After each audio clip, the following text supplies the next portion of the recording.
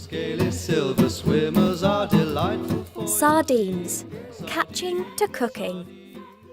Frozen fish fingers that we buy from the shops usually have cod or haddock in them. These fish usually come from deep water far out in the Atlantic Ocean.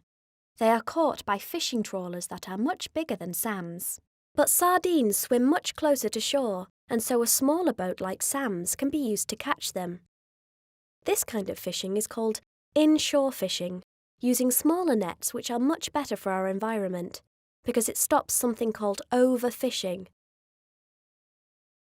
Overfishing is where we take too many fish out of the sea, leaving nothing left to catch the next day.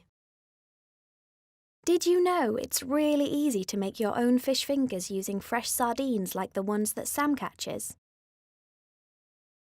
You'll need the following ingredients to make 8 sardine fish fingers. 1 egg, 85 grams of breadcrumbs made from day-old bread, 4 fresh sardines. You can buy fresh sardines whole. You could cut the fish into fillets yourself at home with the help of an adult. But if you don't want to do this yourself, you can ask the fishmonger to do it for you. Once you have your fillets, heat the oven. Next, you need to crack the egg into a shallow dish and whisk it up. Then, get a baking tray and grease it. Or you could use grease-proof paper. Dip the fish fillets into the egg. Then roll them in the breadcrumbs. Now dip it in the egg again. And back into the breadcrumbs. Then, put it on the baking sheet.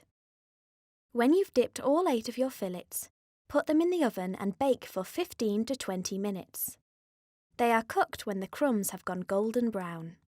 When they are ready, try them in a sandwich with some lovely green salad.